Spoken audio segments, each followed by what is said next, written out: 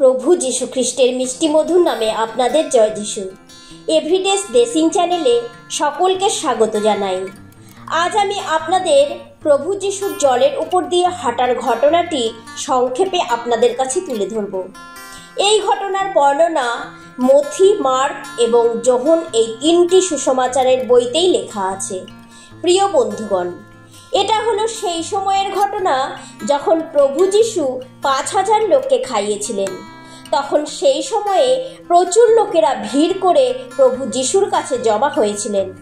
এরপর আমরা দেখতে পাই প্রভু যীশু তার শিষ্যদের আদেশ দিলেন তারা যেন নৌকায় উঠে অন্য পারে যান। শিষ্যরা তখন নৌকা নিয়ে সাগরের অন্য পারে রওনা দিলেন।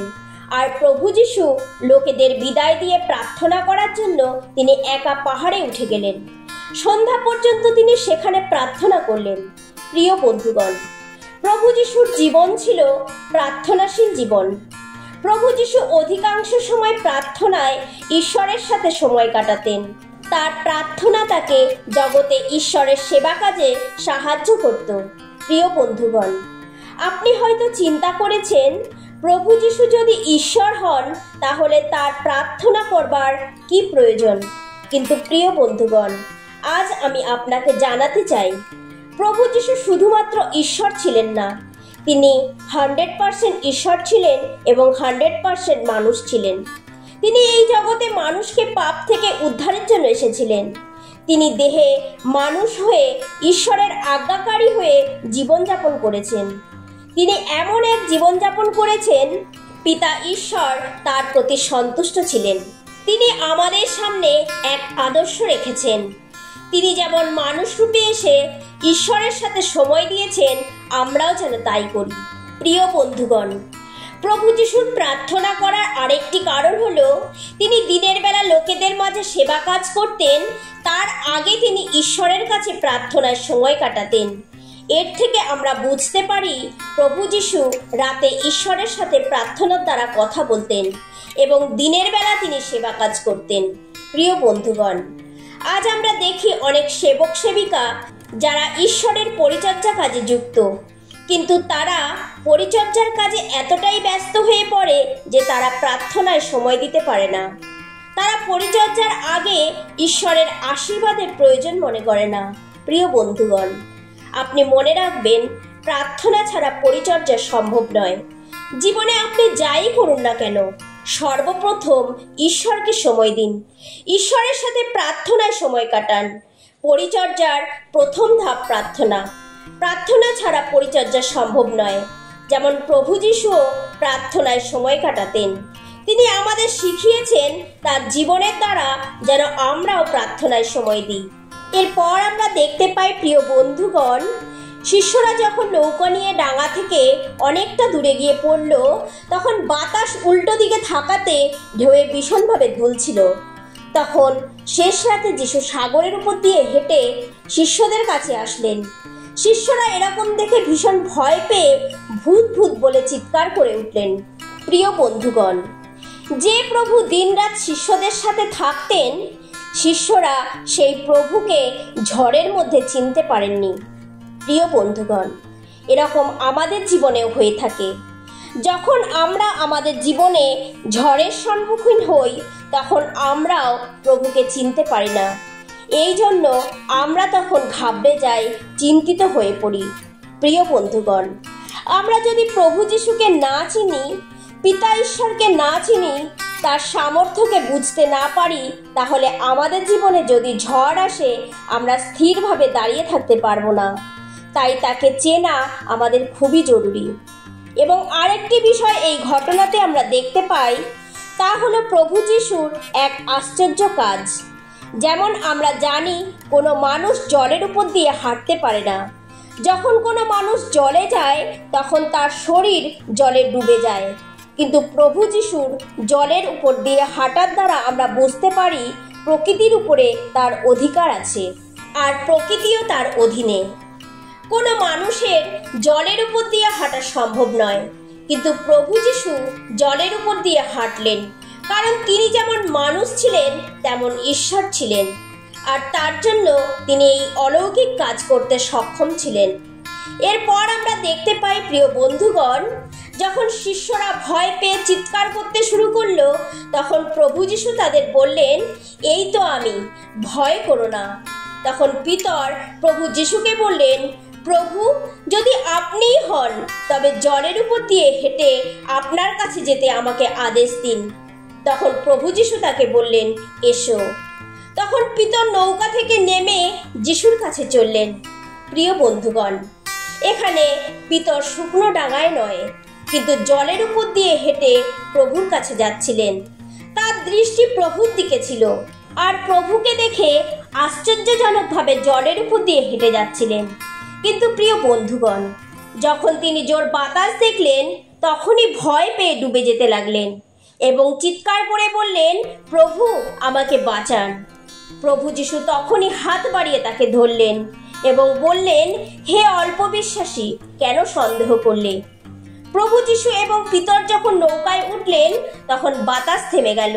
আর যারা নৌকার মধ্যে ছিলেন তারা যিশুকে প্রণাম করে বললেন, সত্যিই আপনি ঈশ্বরের পুত্র। প্রিয় বন্ধুগণ, এই ঘটনাটি একটি অলৌকিক এবং অদ্ভুত ঘটনা। এই ঘটনার দ্বারা আমরা বুঝতে পারি প্রভু যিশুই হলেন ঈশ্বর। প্রিয় বন্ধুগণ, আজ এই ঘটনার দ্বারা আমরা কিছু বিষয় শিখতে পারি যা আমাদের বিশ্বাস বাড়তে সাহায্য করবে। প্রথম বিষয় হলো, ঈশ্বর চান আমরা যেন সর্বদা তার সাথে চলি।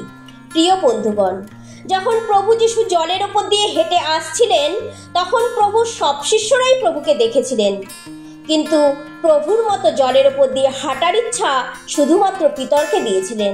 প্রিয় বন্ধুগণ, আপনি চিন্তা করুন, অন্য শিষ্যরাও প্রভু যিশুকে অলৌকিকভাবে জলের উপর দিয়ে হাঁটতে দেখেছিলেন, কিন্তু পিতর ছাড়া আর কারোর মধ্যে এটা আসেনি যে তারা প্রভুর মতো জলের উপর দিয়ে হাঁটবেন। তারা হয়তো মনে করেছিলেন তাদের পক্ষে এটা সম্ভব নয়। তারা হয়তো ভেবেছিলেন তারা জলে পা দিলেই তারা ডুবে যাবে।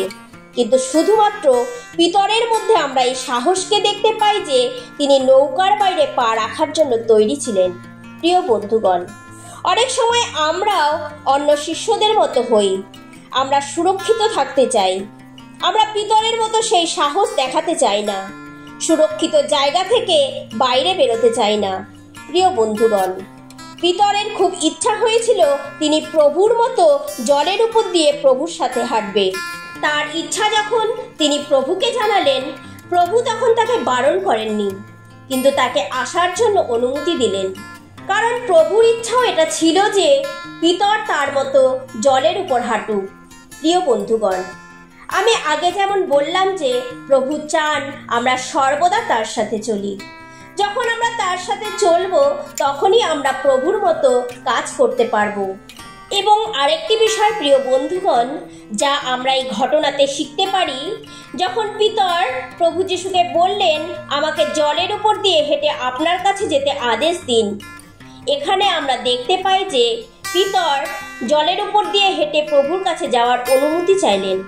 কারণ পিতর এই বিষয়টা ভালো করে জানতেন যে প্রভু যিশু যা বলবেন তাই হবে। এই জন্য পিতর জলের উপর দিয়ে হাঁটার আগেই প্রভুর কাছে অনুমতি চাইলেন। প্রভু যখনই অনুমতি দিলেন, তখনই পিতর নৌকা থেকে নেমে জলের উপর দিয়ে হাঁটতে শুরু করলেন, প্রভুর দিকে এগিয়ে যেতে শুরু করলেন। প্রিয় বন্ধুগণ, জলের উপর দিয়ে হাঁটা একটা কঠিন বিষয় মনে হতে পারে, কিন্তু ঈশ্বর আমাদের এখানে শেখাতে চান ঈশ্বরের বাক্য অনুযায়ী চলা কঠিন বিষয় নয়।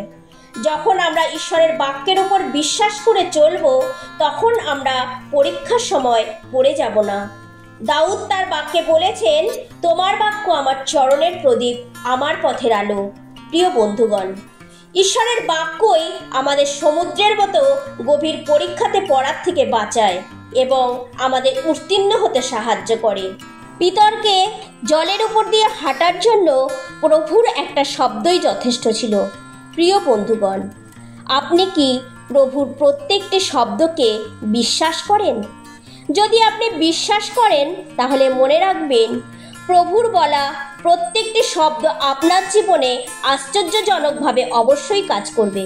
এবং সবচেয়ে শেষে গুরুত্বপূর্ণ বিষয়টি হলো, পিতর যখন জলের উপর দিয়ে যাচ্ছিলেন, তার দ্বারা তার বিশ্বাস প্রকাশ পাচ্ছিল। অন্য শিষ্যদের থেকে পিতর প্রভু যিশুকে বেশি বিশ্বাস করতেন, আর সেই বিশ্বাসেই তিনি তার পা জলের উপর ফেলে প্রভুর দিকে এগিয়ে যাচ্ছিলেন। কিন্তু এখানে একটা বিষয় আমরা দেখতে পাই, যতক্ষণ পিতরের দৃষ্টি প্রভুর দিকে ছিল ততক্ষণ পিতর ডুবে যাননি। কিন্তু যখনই তার দৃষ্টি প্রভুর দিক থেকে সরে গিয়ে বাতাসের দিকে অর্থাৎ ঝড়ের দিকে গেল, তখনই পিতর ডুবতে লাগলো। প্রিয় বন্ধুগণ, এরকম আমাদের জীবনেও হয়ে থাকে। যখন আমাদের জীবনেও ঝড়ের সম্মুখীন হই অর্থাৎ পরীক্ষার মধ্যে পড়ি, তখন যতক্ষণ আমাদের দৃষ্টি প্রভুর দিকে রাখি ততক্ষণ আমরা সেই পরীক্ষাতে স্থিরভাবে দাঁড়িয়ে থাকতে পারি। কিন্তু যখনই আমাদের দৃষ্টি প্রভুর দিক থেকে সরে গিয়ে সেই পরীক্ষার দিকে দৃষ্টি দিই তখন আমরা পড়ে যাই। প্রিয় বন্ধুগণ, যখন আপনার জীবনে দুঃখ কষ্ট আসে, অনেক বড় সমস্যা আসে, তখন সেই সমস্যার দিকে, দুঃখ কষ্টের দিকে নয়, সেটা যত বড়ই হোক না কেন, আপনার দৃষ্টি প্রভুর দিকে রাখুন। কারণ যতক্ষণ আপনি প্রভুর দিকে তাকিয়ে থাকবেন ততক্ষণ আপনি দুঃখ কষ্ট এবং সমস্যার সম্মুখীন হতে পারবেন। কিন্তু আপনি যদি প্রভুর থেকে আপনার দৃষ্টি সরিয়ে নেন তখন এই সমস্ত জিনিস চারিদিক থেকে আপনাকে ঘিরে ধরবে এবং আপনি ডুবে যেতে থাকবেন। কিন্তু প্রিয় বন্ধুগণ, আমরা এমন এক ঈশ্বরকে জানি যিনি হলেন প্রেমী। আমরা যখনই ডুবে যেতে থাকি, যখন আমরা তাকে ডাকবো, তিনি আবার আমাদের এসে ধরবেন, আমাদের ছেড়ে দেবেন না। কারণ তিনি আমাদের ভালোবাসেন। যেভাবে পিতর প্রভুকে ডেকে বললেন, প্রভু আমি ডুবে যাচ্ছি, আমাকে বাঁচান, আর তখনই প্রভু তাকে টেনে তুলে নিলেন। একই রূপে তিনি আমাদেরও ডুবে যেতে দেবেন না যদি আমরা তাকে ডাকি।